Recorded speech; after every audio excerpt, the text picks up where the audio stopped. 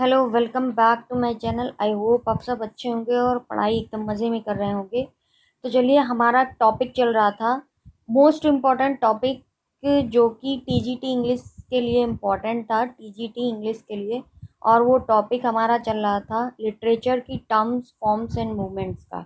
ठीक है, लिटरेचर की टर्म्स, फॉर्म्स एंड मूवमेंट का चल रहा था। इसमें लास्ट लेक्चर में हमने 30 टॉपिक आपको कवर किए थे। अब आज नेक्स्ट आपको 30 टॉपिक या मोर देन 30 टॉपिक आपको कवर करेंगे।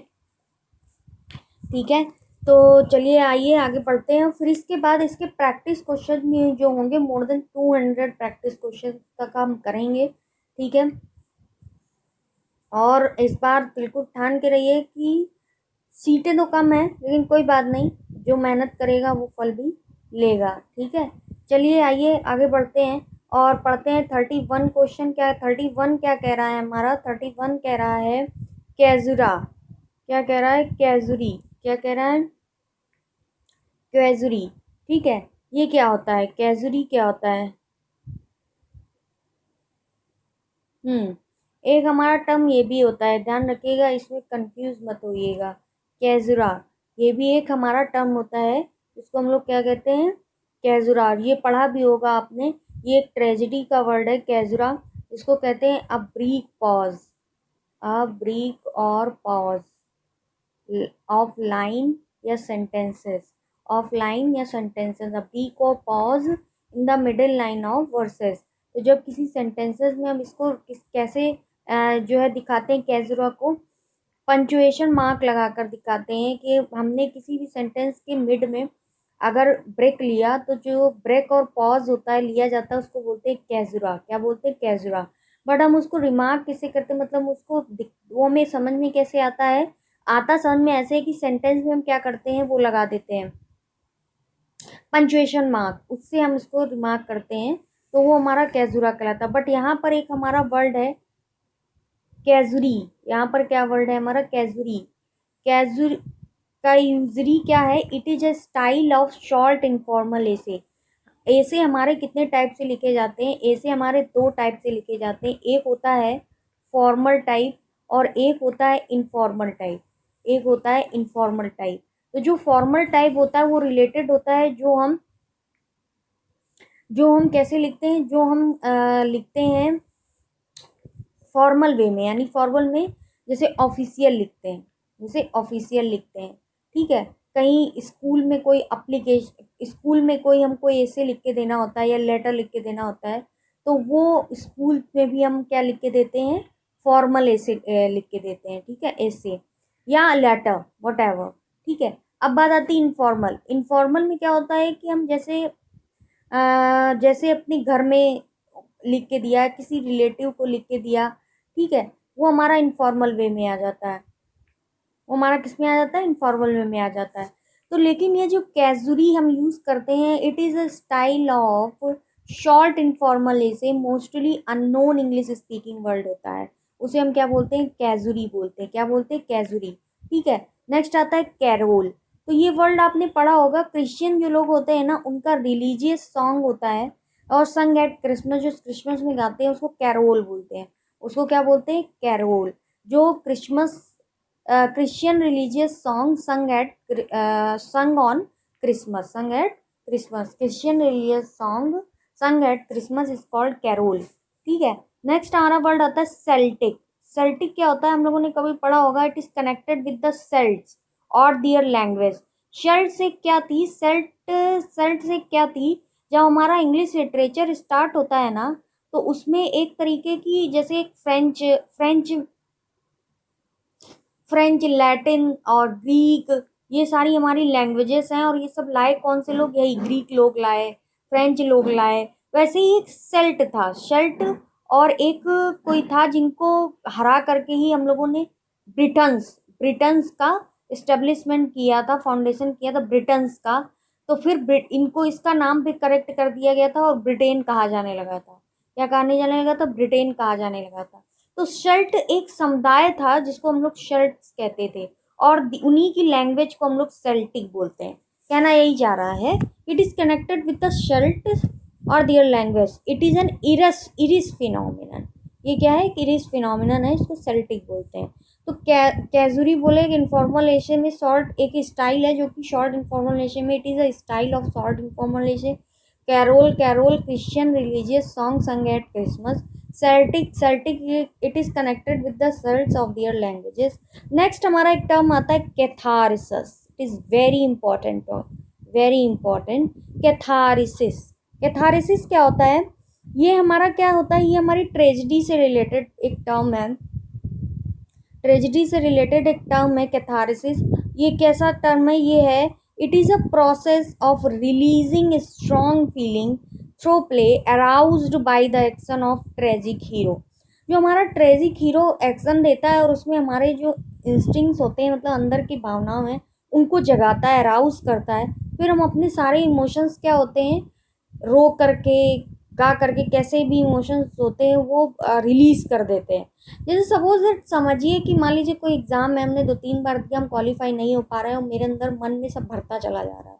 अब हम क्या करेंगे? जैसे कोई अपना इंसान कोई इंटीमेसी दिखाएगा या जिसके पास हमको रिलैक्स फील होता होगा उसके पास बैठेंगे और सारा रोना, मन की जितनी भी चीज़ें होंगी वो निकालना शुरू करेंगे। और जब निकालना शुरू करेंगे तो वही जो टर्म होगा, process of releasing, process of catharsis, process of releasing emotion या परगेशन ऑफ इमोशंस को क्या बोलते हैं? कैथारसिस बोलते हैं। जो कि अराउज किया जाता है एक्शन ऑफ ट्रेजिक हीरो के द्वारा। ठीक है, नेक्स्ट हमारा एक टर्म आता है चौवेनिज्म।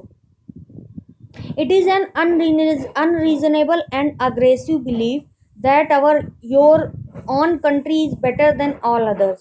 चौनिज्म क्या है? ये एक अनरीजनेबल एवं अग्रेसिव बिलीफ होता है जो कि believe that your on country is better than all others. ठीक है, it is N unreasonable and aggressive belief. It is an unreasonable and aggressive belief that your own country is better than all others. Next हमारा आता है classicism. Classicism क्या कहता है? It was popular in Europe. Classicism कहाँ popular था?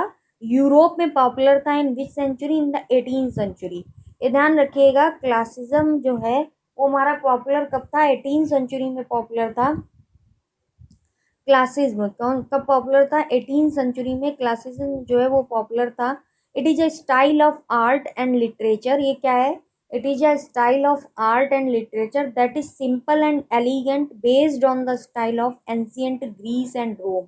Classicism जो था, क्लासिज्म में जो भी चीज़ें, style of writing, style of art, style of literature था, बहुत ही सिंपल एलिगेंट था। और किस पर बेस्ड था? Ancient Greece and Rome style पर बेस्ड था। Ancient Greece and Rome style पर क्लासिज्म जो था वो हमारा क्या था? क्लासिज्म बेस्ड था। किस पर बेस्ड था?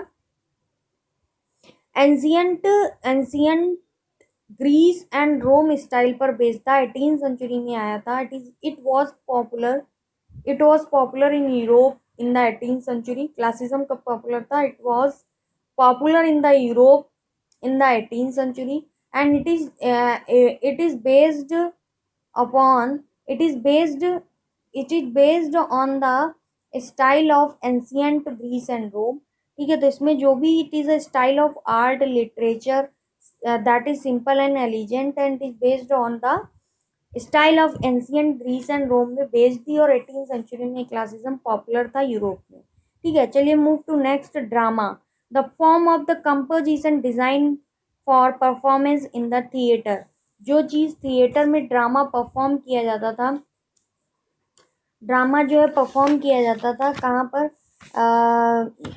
ड्रामा जो परफॉर्म किया जाता था कहाँ पर परफॉर्म किया जाता था? थिएटर्स में जो ड्रामा परफॉर्म किया जाता था, जो डिज़ाइन किया जाता है, ये कंपोजिशन डिज़ाइन फॉर, जो कि थिएटर में एक परफॉर्मेंस होती थी, वो थिएटर में परफॉर्मेंस क्या कहलाती थी? ड्रामा कहलाती थी। क्या कहलाती थी? ड्रामा कहलाती थी। और ड्रामा का हमने आपको बताया है कि एक ट्रेजिडी होती है ड्रामा में और एक कॉमेडी जो है ड्रामा का ही पार्ट होती है। ट्रेजिडी और कॉमेडी क्या होते हैं? ड्रामा का ही पार्ट होती हैं। तो इसमें ही एक और जो प्ले भी बोलते हैं, इनको प्ले भी बोल सकते हैं। तो ट्रेजिडी में जैसे ग्रीक ट्रेजिडी हो गई, रोमन ट्रेजिडी हो गई, ठीक है, एलिजाबेथन और जैकोबियन ट्रेजिडी हो गई। एलिजाबेथन और जैकोबियन ट्रेजिडी नाम कैसे पड़ा? इन्हीं इन्हीं पीरियड्स में, इन्हीं जो इन्हीं के टाइम में जो परफॉर्मेंस हुई उनको एलिजाबेथन जैकोबियन ट्रेजेडी कह दिया गया। फिर आ जाता है हमारा, क्या आ जाता है, डोमेस्टिक ट्रेजेडी आ जाता है। क्या आ जाता है, डोमेस्टिक ट्रेजेडी आ जाता है। ठीक है। हीरोइक ट्रेजेडी आ जाता है, जिसमें हीरो के डीड्स, हीरो की इविल, हीरो के वर्च्यू के बारे में बताया जाता है, तो वो हीरोइक ट्रेजेडी हो जाता है। ठीक है। रिवेंज ट्रेजेडी हो जाता है। क्या हो जाता है, रिवेंज ट्रेजेडी। कॉमेडी में हम बोल सकते हैं रिस्टोरेशन, रेस्टोरेशन कॉमेडी बोल सकते हैं। ठीक है। अब बोल सकते हैं ट्रेजिक कॉमेडी, ट्रेजिक कॉमेडी बोल सकते हैं। तो ये जो है हमारे टाइप्स ऑफ ट्रेजेडी हो जाते हैं, जो कि हमको इसी में ही देखने को मिलते हैं। ठीक है। अब जो जो ट्रेजेडी होते हैं इनके हमारे जो कहे जाते हैं ना कि ट्रेजेडी में क्या है, एक हमारे फेमस पुराने जो राइटर थे ग्रीक और एंशियंट टाइम के, कह सकते हैं ग्रीक और रोम एंशियंट टाइम के जो थे, क्या बोलते हैं हम, वो थे एरिस्टोटल। कौन थे, एरिस्टोटल, टोटल। ठीक है। उन्होंने डिफाइन किया है ट्रेजेडी को, किसमें डिफाइन किया, उनकी एक बुक थी द पोएटिस। उनकी एक बुक थी द पोएटिस, किसकी बुक थी, अरस्तु की बुक थी द पोएटिस। उसमें उन्होंने ट्रेजेडी को डिफाइन किया। उसमें किसको डिफाइन किया है, ट्रेजेडी को डिफाइन किया है। क्या कहा है, tragedy is an imitation of an action that is serious, complete, of a certain magnitude. ये किसने दी है, ये ट्रेजेडी की डेफिनेशन आ जाती है कभी कभी कि tragedy is an imitation of an action. Tragedy is an imitation of an action that is serious. Tragedy is an imitation of an action and that is serious, complete, that is serious, complete, of, and of a certain magnitude, of a certain magnitude। ठीक है। ये हमारी जो है आ जाती है definition tragedy की, जो कि अरस्तु ने पोएटिक्स में, अपने पोएटिक्स में एक्सप्लेन की है। ठीक है।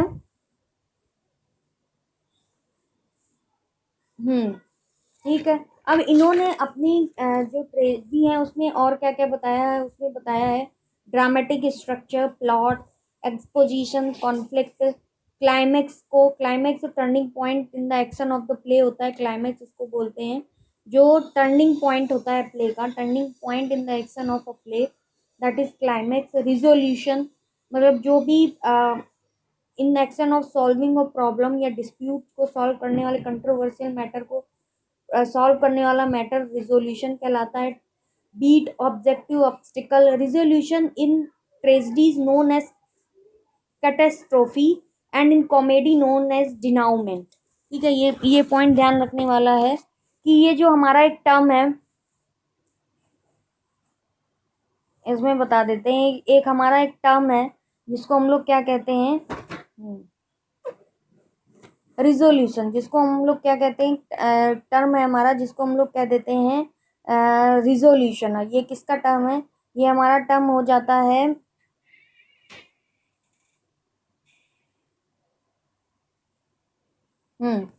ये हमारा एक टर्म हो जाता है किसका, ये हमारा टर्म हो जाता है उसका, क्या बोलते हैं, ट्रेजेडी का। ट्रेजेडी के कुछ टर्म हैं, जैसे कि ट्रेजेडी का टर्म हो जाता है प्लॉट, प्लॉट टर्म हो जाता है, एक्सपोजिशन टर्म हो जाता है एक। ठीक है। और क्लाइमेक्स एक टर्म हो जाता है। ठीक है। कॉन्फ्लिक्ट एक टर्म आ जाता है। ये सारे टर्म किससे रिलेट कर रहे हैं, ट्रेजेडी से। कॉन्फ्लिक्ट एक टर्म हो जाता है, क्या टर्म हो जाता है, कॉन्फ्लिक्ट, कॉन्फ्लिक्ट एक टर्म हो जाता है। नेक्स्ट हमारा आता है रिजोल्यूशन। क्या आता है, रिजोल्यूशन। ये जो रिजोल्यूशन टर्म है ट्रेजेडी में, इसको ट्रेजेडी में कहा जाता है, ट्रेजेडी में कहा जाता है कैटेस्ट्रोफी। क्या कहा जाता है, कैटेस्ट्रोफी। ठीक है। और यही टर्म रिजोल्यूशन जब कॉमेडी में आ जाता है तो इसको कहा जाता है डिनाउमेंट। इससे पता चलता है कि ये जो डिनाउमेंट है ये क्या है, ये कॉमेडी का टर्म है। और कैटेस्ट्रोफी, कैजुरा और कैजुरा और कैटेस्ट्रोफी, ये हमारा क्या है, ट्रेजेडी का टर्म है, कैटेस्ट्रोफी। ठीक है। तो कैटेस्ट्रोफी और कॉमेडी में डिनाउमेंट, ये दोनों टर्म रिजोल्यूशन के हैं। रिजोल्यूशन क्या होता है, action of solving a problem. एक एक्शन होता है ट्रेजेडी में जो कि प्रॉब्लम जो चल रही होती है प्ले में उसको सॉल्व करता है, उसको हम बोलते हैं रिजोल्यूशन प्रॉब्लम या डिस्प्यूट कोई चल रहा होता है उसको सॉल्व करता है, या कोई कंट्रोवर्शियल मैटर चल रहा होता है प्ले में उसको सॉल्व करता है, रिजोल्यूशन उसे बोलते हैं। तो कैटेस्ट्रॉफी ट्रेजेडी में और कॉमेडी में डिनाउमेंट बोलते हैं। ठीक है, ये सारे हमारे पॉइंट किससे रिलेटेड है? पॉइंट जो है ट्रेजेडी से रिलेटेड है। ठीक है, और ट्रेजेडी के हमारे तो तीन इम्पॉर्टेंट पॉइंट्स हैं जो कि बहुत आते हैं एग्जाम पॉइंट ऑफ व्यू से, वो हम देख लेते हैं। ग्रीक ट्रेजेडी में अरस्तु जो हमारे रिलेट करते थे वो किससे रिलेट करते थे? ग्रीक ट्रेजेडी से। किससे रिलेट करते थे? ग्रीक ट्रेजेडी से। तो उन्होंने क्या किया था? उन्होंने ग्रीक ट्रेजेडी में तीन जो है यूनिटीज को डिस्क्राइब किया था। किसने तीन यूनिटीज को डिस्क्राइब किया था अपने पोएटिक्स में? उन्होंने तीन यूनिटीज को डिस्क्राइब किया था। किसने डिस्क्राइब किया था? अरस्तु ने। किसने डिस्क्राइब किया था? अरस्तु ने जो है अपनी ग्रीक ट्रेजेडी में अब आता है ये वो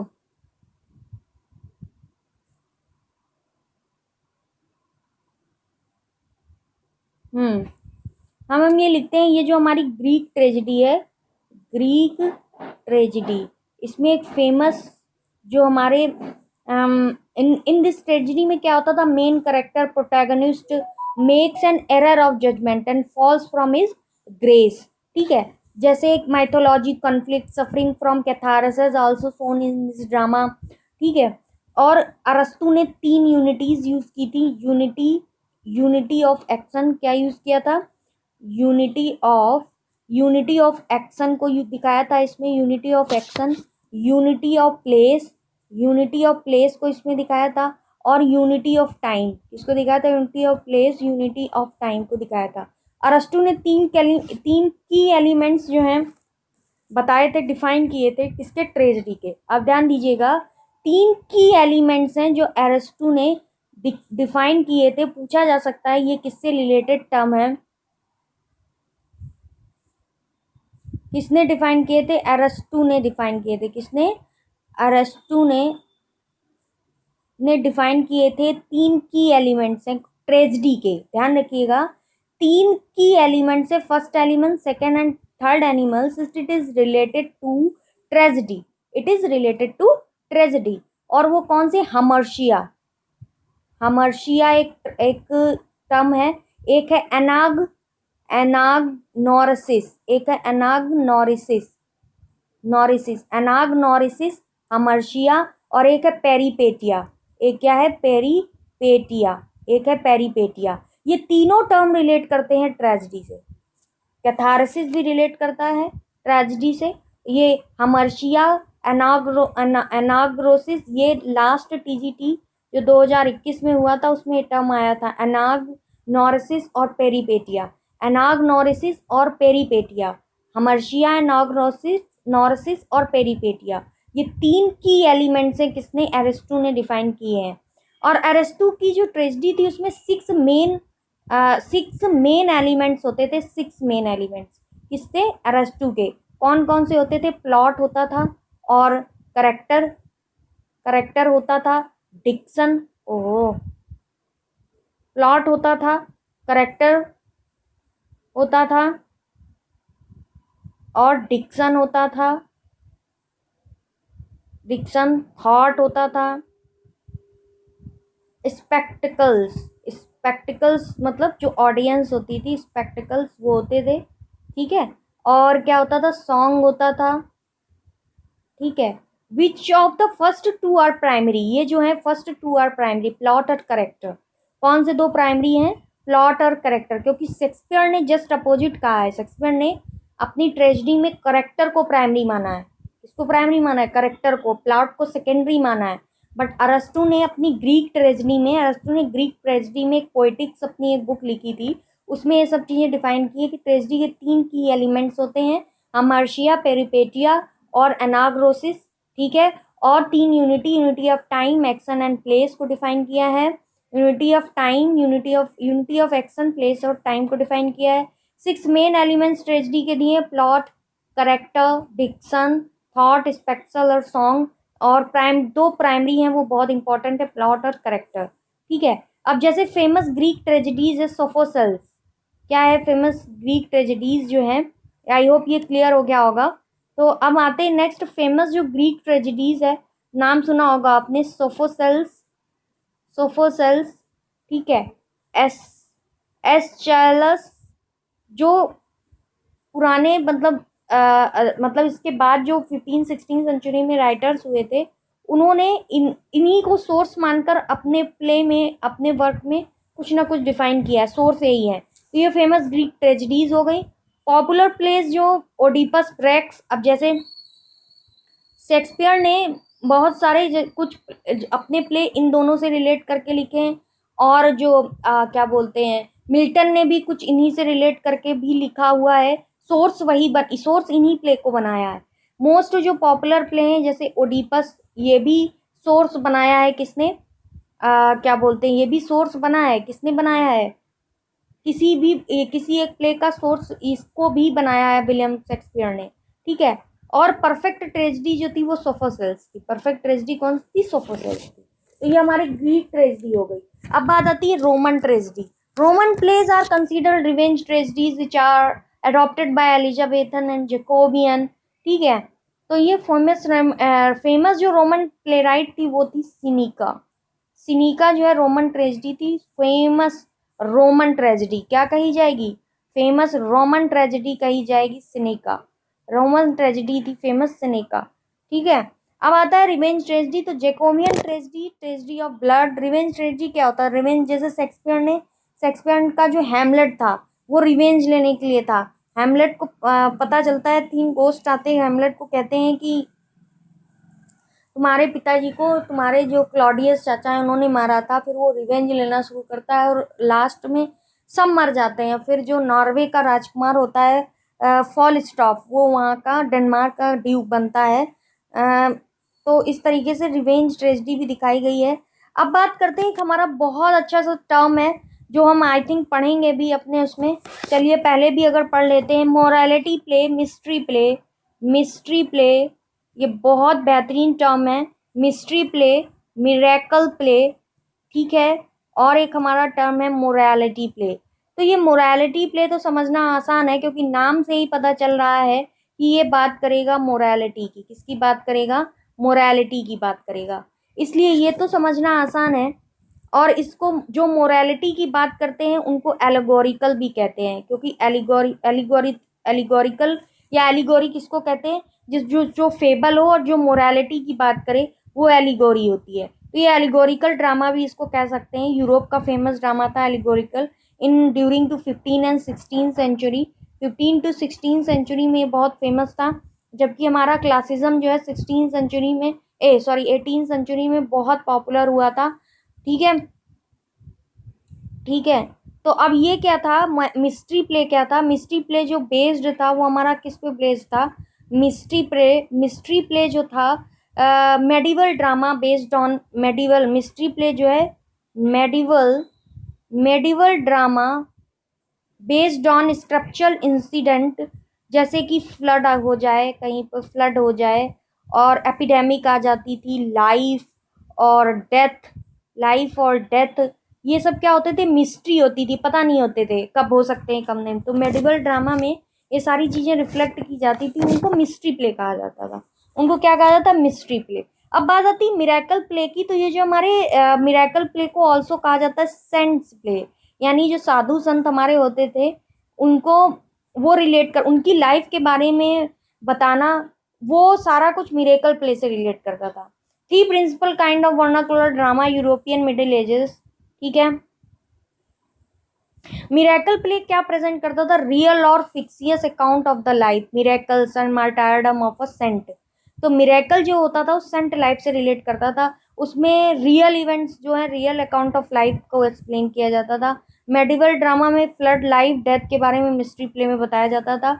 और ये तीनों ही पॉपुलर हमारे 15 to 16 सेंचुरी के अराउंड हुए थे, ठीक है। चलिए यही कुछ टर्म थे जिनको आपको डिफाइन करना था। आते हैं अब अपने जो ट्रेजेडी के बारे में पढ़ रहे थे, तो चलिए आते हैं अब हम इसमें देखते हैं क्या कह रहे हैं। ये हमारे क्लासिज्म हमने पढ़ लिया, ड्रामा के बारे में हमने पढ़ ही लिया कि ड्रामा के बारे में क्या क्या बताया गया है और अरस्तु ने क्या क्या बताया, ये हमने तो देखिए पढ़ ही लिया है। चलिए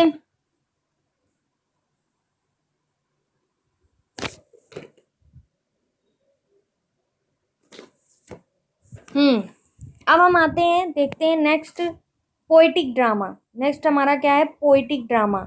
it is a type of drama in which the dialogue is written in verse, usually blank verse and in French, 12 syllable lines.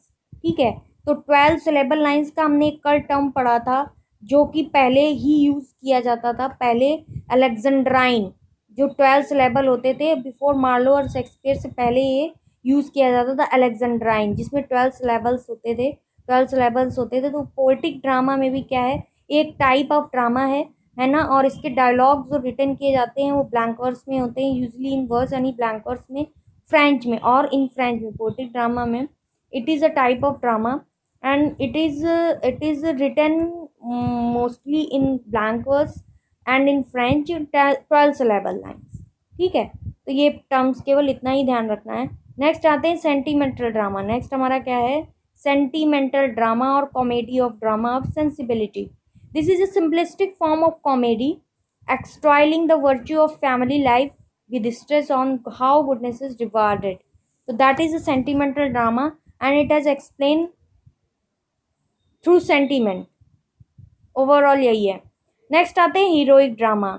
John Dryden was formulated and road the heroic drama इन 1670। अब ये जो 1670 term जो चल रहा था, किस as की बात कर रहा था, रेस्टोरेशन एज। रेस्टोरेशन एज 1616 के बाद लग गई थी और इसको ड्राइडन का भी पीरियड, ड्राइडन एज भी कहते हैं, एज ऑफ ड्राइडन भी कहते हैं। तो रेस्टोरेशन एज को एज ऑफ ड्राइडन भी कहते हैं। और John Dryden was formulated and road the heroic drama in the 1670।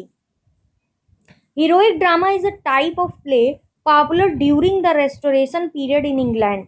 Restoration period जो इंग्लैंड में था उसमें 1670 के अराउंड जो हीरोइक ड्रामा थे बहुत पॉपुलर हुए थे। पूछा जा सकता है कि हीरोइक ड्रामा कब पॉपुलर हुए थे, तो रेस्टोरेशन एज यानी 1670 के अराउंड पॉपुलर हुए थे। ठीक है, नेक्स्ट आता है जो बहुत इंपॉर्टेंट टर्म है, लास्ट एग्जाम में आया भी था, closet drama. It is intended by the author to be read rather than to be perform. तो क्लॉजेट ड्रामा क्या होता है, it is read only not be perform, rather than to be perform, perform होने के बजाय क्या करता है ऑथर, केवल रीड करता है। That is called closet drama, that is called closet drama, that is called क्या होता है, क्लोजेट ड्रामा।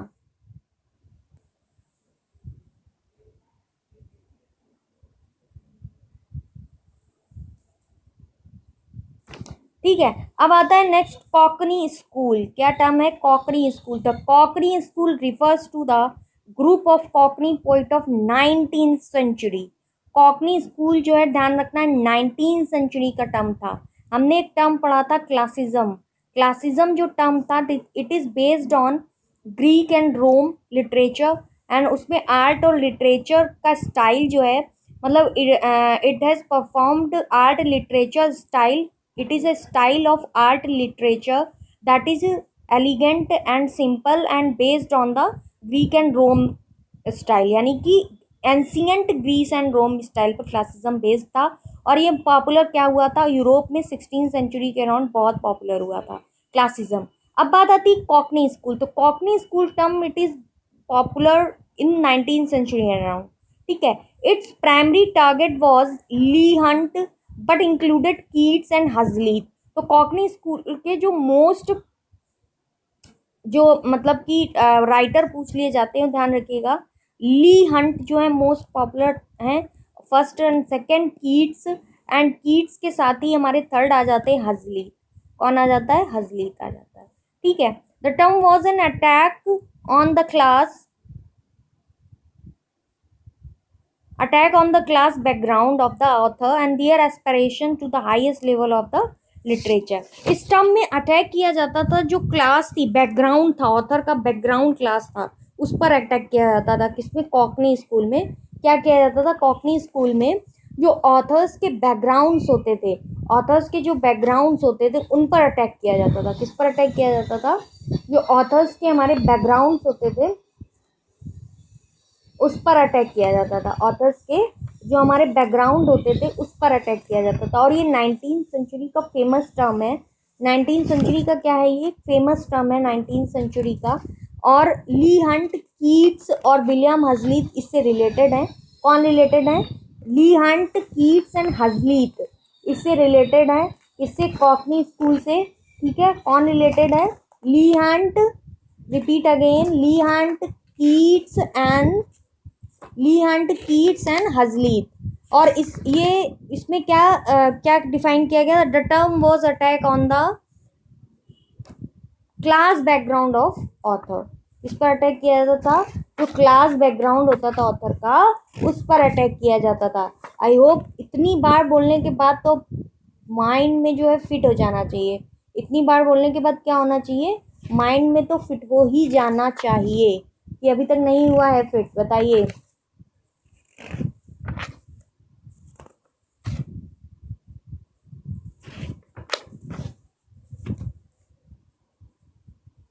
चलिए, फिट हो गया है, ठीक है। तो ये तो अब समझ में आ गया, ये पॉपुलर हुआ था 19th सेंचुरी में, कॉकनी स्कूल। चलिए, नेक्स्ट आता है collage. Collage the term coined by the George Braque. George Braque के द्वारा एक कोलाज टर्म जो है कॉइन किया गया। और and Pablo Picasso in the beginning of 20th century. जब बिगनिंग हुआ 20th सेंचुरी का, तो पेबल पिकासो, कोलाज जो हम लोग बनवाते नहीं है, कोलाज, तो पेबल पिकासो और जॉर्ज बरूक के द्वारा, जॉर्ज बरूक और पेबल पिकासो के द्वारा 20th सेंचुरी में बिगनिंग हुई। It is a work of formal art made from an assemblage of different form thus creating a new whole. ठीक है ना। तो जो कोलाज हम लोग बनवाते हैं ना, ये पेबल पिकासो और जॉर्ज बरूक के द्वारा 20th सेंचुरी से स्टार्ट किया गया था। उसमें डिफरेंट डिफरेंट टाइप के असेंबल पोर्शन होते थे किसके, कोलाज बनाने के। अब ये तो वर्ड बहुत फ्रेंडली हो गया है, एवरीबडी नोज अबाउट, सभी जानते हैं अब इस टर्म के बारे में। तो अब इतना, चलिए ठीक है, कॉकनी स्कूल के बारे में पता चल गया। चलिए मूव टू नेक्स्ट, कोलेट और कोलेशन। इतना इम्पोर्टेंट नहीं है, कॉमेडी में आते हैं। अ प्ले और movie that is intended to be a funny usually with happy ending. Comedy जिसमें, एक ऐसी मूवी जिसमें कॉमेडी होती थी, फनी होती थी और वो हैप्पी एंडिंग होती थी, उसे कॉमेडी कहते थे। नेक्स्ट आता है कॉमेडी ऑफ मैनर्स। इसमें नाम अगर विलियम कॉन्ग्रीवी का बहुत आ जाता है। It is another type of comedy. ठीक है, कॉमेडी क्या है? एक फनी मूवी होती थी और उसमें लास्ट में हैप्पी एंडिंग होती थी। उसी में कॉमेडी ऑफ मैनर्स हो जाता है, जो कि शो करता था silly behaviour of a particular group of the people. ठीक है, it is another type of comedy which shows the silly behavior of particular group of people, and it also presents sophisticated members of an aristocratic society। वो comedy of manners कहे जाते थे, जिसमें it is another type of comedy which shows a silly behaviour of particular group of people, right. चलिए, हमारे 46 हो गए। Next आते हैं हम और देखते हैं क्या कहना है। क्रिटिसिज्म क्या है? नेक्स्ट टर्म हमारा criticism. The term criticism means able to discern और जज। ये जो टर्म है क्रिटिसिज्म, इसका मतलब क्या होता है? एबल टू, जानने योग्य, एबल टू, कहते ना हम इस काम को कर सकते हैं, आई विल कर सकता है, I can able to do this work, I can able to do this, मतलब योग्यता, एबल टू डिसर्न और जज। Dryden was the first to use the term in proper sense. Dryden ने ये टर्म यूज किया था। यानी कि अब आप समझ जाइए, एज ऑफ ड्राइडन कब थी? 1660 से शुरू हुई थी एज ऑफ ड्राइडन, जिसको रिस्टोरेशन एज भी कहते हैं। तो ये हमारा टर्म जो है 16 या 17 सेंचुरी के अराउंड बहुत पॉपुलर हुआ था, क्रिटिसिज्म, जो कि Dryden was the first use proper sense में। It is a work of making fair careful judgement about the good और बैड क्वालिटीज़। क्रिटिसिज्म ओवरऑल जो राइटर्स थे, उनकी गुड और उनके वर्क पर जो गुड और बैड क्वालिटीज़ इवेल्युएट की जाती थी, जजमेंट दिया जाता था, वो क्रिटिसिज्म था। ठीक है, कॉमेडी ऑफ ह्यूमर, ठीक, comedy, comedy of manners, comedy of humours, it is a type of also comedy. ये भी type of comedy. Comedy of manners क्या था? It is also a relate to comedy, it is a type of comedy. Comedy of manners क्या था? It is a type of comedy, it is a type of comedy and which shows a silly behavior of a group of people। comedy of humors क्या है? comedy of humors जो है, it is a type of comedy, और ये Ben Jonson ने दिया था comedy of humor। It is a type of comedy based on the ancient but still current psychological theory of four humors. जो four humours थे Ben Jonson ने दिए गए थे उन पर बेस्ड था एंशियंट, जो कि थे four humours: blood, phlegm, choler, choler को येलो बाइल भी बोलते थे एंड मेलंकोली को ब्लैक बाइल बोलते थे। तो ब्लड क्या हो जाता है हमारा, एक ब्लड हो जाता है, एक येलो बाइल हो जाता है, येलो बाइल को हम लोग क्या बोलते हैं, कॉलर, क्या बोलते हैं, कॉलर, CHOLER, कॉलर बोलते हैं, yellow bile, blood, yellow bile, collar, फिर आता है ब्लैक बाइल जिसको हम लोग क्या बोलते हैं, मेलंकोली, मेलंकोली बोलते हैं, ब्लैक बाइल, और पहलगम, क्या बोलते हैं, पहलगम। तो blood, choler, phlegm, melancholy, melancholy black bile, choler को येलो बाइल, ये हमारे फोर ह्यूमर्स थे जो कि किसने दिए थे, बेन जॉनसन ने दिए थे। Comedy of humour, it is a type of comedy जो कि बेस्ड थी साइकोलॉजिकल थ्योरी पे, और वो साइकोलॉजिकल थ्योरी फोर ह्यूमर्स पर बेस्ड थी, और वो फोर ह्यूमर्स कौन से थे, ब्लड, पैलगम, कॉलर और मेलंकोली। मेलंकोली another name is black bile and color another name is yellow bile, right? Move to next literary term, romantic comedy. As you all know about this, it was developed by Shakespeare, ठीक है, तो अब तो ये बहुत easy हो गया जानना, it is was developed by Shakespeare. It is concerned with a love affair that involves a beautiful and idealized heroine. The course of this love does not prove smooth but overcome all difficulties and happy union. मतलब ये जो romantic comedy होती थी, problems create होती थी, पर last में क्या होता था, एक हैप्पी रियूनियन हो जाता था, जिससे कि ये कॉमेडी क्या होती थी, रोमांटिक कॉमेडी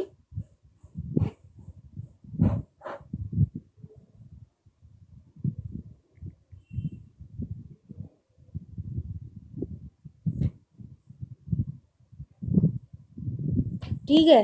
अब आता है नेक्स्ट सटायरिक कॉमेडी। ये हम कॉमेडी के ही टाइप्स पढ़ रहे हैं अभी। हमने कॉमेडी का टाइप्स क्या पढ़ा था, comedy, comedy of manners, comedy of humours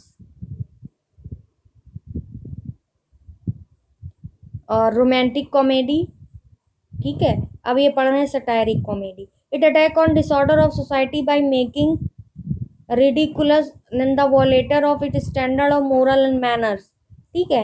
next आता है dramatic monologue. It is important term. It is originated by Tennyson and preferred by Robert Browning. ये ध्यान रखिएगा, ओरिजिनेट किया है टेनिशन ने, और इस पर जो परफेक्ट परफॉर्म किया है रॉबर्ट ब्राउनिंग ने, perfected by Robert Browning, but it is not originated by Robert Browning, it is originated by Tennyson. Dramatic monologue, it is originated by monologue. Monologue में मोनो का मतलब ही अकेला होता है, और लॉग जो टर्म होता है वो बात करने में ही यूज होता है, लॉग या लॉकी टर्म। लॉकी टर्म जो होता है, लॉकी टर्म जो होता है वो बोलने में ही यूज होता है। तो it is originated by dramatic monologue में, it is originated by Tennyson but perfected by Robert Browning, and it is a type of narrative poetry and which a single speaker addressed to someone. Single speaker जो है संबोधित करता है किसी को। और imagination, it is a dramatic because the poet express the character and situation through conflicts. I hope ये point समझ में आ गया होगा कि ड्रामेटिक मोनोलॉग टर्म जो ओरिजिनेट किया है टेनिशन ने, परफेक्ट किया है रॉबर्ट ब्राउनिंग ने, ठीक है। और क्या है, ये एक type of narrative poetry, it is a type of narrative poetry. तो पोएट्री का पार्ट है ड्रामेटिक मोनोलॉग, ध्यान रखिएगा। It is a type of narrative poetry in which single speaker address to someone. It is a dramatic because the poet expresses the character and situation through conflict. अब आती है chorus की। It is reintroduced by T.S. Eliot among the ancient Greek. The chorus was a group of performers who comment together on the events of the play in 16th century drama. An actor speaks the opening and closing words of the play. Actors कुछ होते थे जो opening और closing word of play को बोलते थे केवल। 16th century का कोरस एक वर्ड है जो कि T.S. Eliot के द्वारा री इंट्रोड्यूस्ड किया गया है। अमंग द एंशिएंट ग्रीक में कुछ परफॉर्मर्स होते थे, उनको कोरस बोलते थे, जो किसी भी प्ले की एंड और बिगिनिंग में परफॉर्म करते थे। Chronicles plays, it is a dramatic work based on the historical materials in English chronicles by Raphael Hollins and others। ठीक है, अब आता है ये क्लीचे, क्लीचे वर्ड। क्लीचे, क्लीचे क्या होता है? It is a French word है। क्लीचे क्या है? ये क्लीसे भी बोलते हैं इसको। ये एक फ्रेंच वर्ड है cliche, that has been use so often, मतलब किसी किसी कोई कोई पर्सन होता है ना, उसके बोलने की स्टाइल का कुछ एक पॉइंट, एक दो दो तीन वर्ड होते हैं, वो मोस्टली वो यूज करता है, मोस्टली बोलने में यूज करता है। ठीक है, जैसे कोई कोई वर्ड मोस्टली यूज करता है, एक्चुअली एक्चुअली एक्चुअली बहुत ज्यादा यूज करते हैं। तो वही चीज क्लीचे कही जाती है कि क्लीचे वर्ड है वो एक फ्रेंच वर्ड है। क्लीचे वर्ड क्या है? वो एक फ्रेंच वर्ड है that has been use so often that is no longer has much meaning and is not interesting. वो इंटरेस्टिंग नहीं होता, बट इसको बोलते क्या है? क्लीचे। क्या बोलते? Cliche. Miracle and mystery play, I have told you already. Mystery play related to life death and miracles play related to saint life and it is also called saints play. ठीक है, miracle play dealing with the life of saint and mystery play based upon the subject from their Bible से जो लिए जाते थे, death, flood, life, वो जो Bible से टॉपिक लिए जाते थे वो मिस्ट्री प्ले। मिरेकल प्ले जो सेंट की लाइफ से डील करते थे वो मिरेकल प्ले। ठीक है, 16वीं सेंचुरी में बहुत पॉपुलर थे। अब बात आती है मोरालिटी प्ले, जो कि मोरल डिलेमास पे फेमस थी। मोरल डिलेमास पे फेमस थी। Closet couplet, closet couplets are two lines, couplets में टू लाइन्स ही होती हैं। Unit of words that do not extend their sense behind the lines of end. अब बात आती है डेकोरम की। ये classical rhetoric and poetic theory. Decorum designated the appropriateness of style to a subject. ठीक है, तो ये इतना इंपॉर्टेंट टर्म नहीं है। हमने कितने टर्म पढ़ लिए? 58।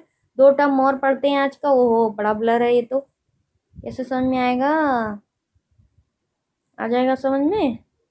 59। ओहो, 59 में एक टर्म है कॉमिक रिलीफ, और ये टर्म क्या है? It is usually means a releasing of emotion. Comic relief में भी इमोशंस को रिलीज करते थे। और अब हमने कैथारसिस पढ़ा था, उसमें भी हम परगेशन ऑफ इमोशंस होता था। Other resulting from midst in drama. Okay, चलिए इसको कल हम लगाते हैं नेक्स्ट और फोटो, उसमें इसको देखते हैं, क्योंकि उसमें इतना दिख नहीं रहा है। इंपॉर्टेंट पॉइंट है इसमें। तो अभी हम इतना ही रखते हैं 58 तक। कल हम इसको और पढ़ाएंगे, 30 और करेंगे तो हो जाएंगे हमारे 90 तक हो जाएंगे। 150 हैं आई थिंक, तो उनको जल्दी जल्दी से ख़त्म करेंगे। ठीक है, चलिए, thank you so much friends, पढ़ते रहिए और सिलेक्शन लेना है। ठीक है।